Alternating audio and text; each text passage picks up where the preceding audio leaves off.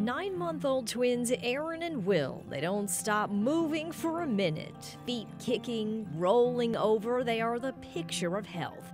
You never know that they spent the first few months of their lives in the hospital fighting for survival. Born at just 25 weeks, Will weighed 2 pounds. Aaron, 1 pound, 11 ounces. There were problems with their lungs, their eyes, difficulty eating. At 10 days old, Aaron needed heart surgery.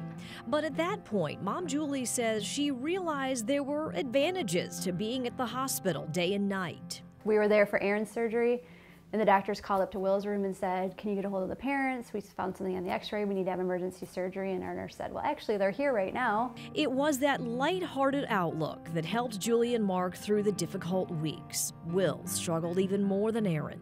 There were so many times that I would say if and when he made it home, and it was the honest truth. I mean, he was having such a difficult time breathing that there was talk about having to put in a trach to help him breathe, and he just could not breathe on his own.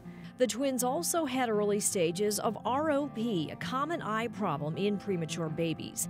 Oxygen therapy, thanks to March of Dimes, did the trick. We didn't even know that the oxygen settings would make such a difference, and all that research has been done to show that it helps. And now we have 2 kids to also prove that it works. Finally, more than 130 days after they were born, it was time to bring the babies home.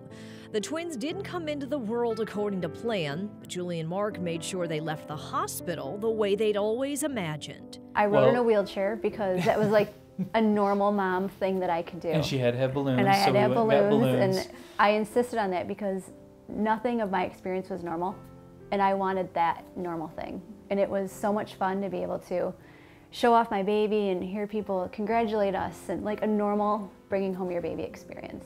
Aaron goes to Mary Free Bed for feeding therapy, but other than that, the twins are thriving. They're gaining weight and are right on track developmentally. The Hughes say they couldn't have asked for a better outcome. You know, thankfully our story has a happy ending. It could have been so much worse, but it's, you know, it's a good, happy story, which is wonderful. It was a long journey, but the support system was incredible, and that made the whole thing so much easier.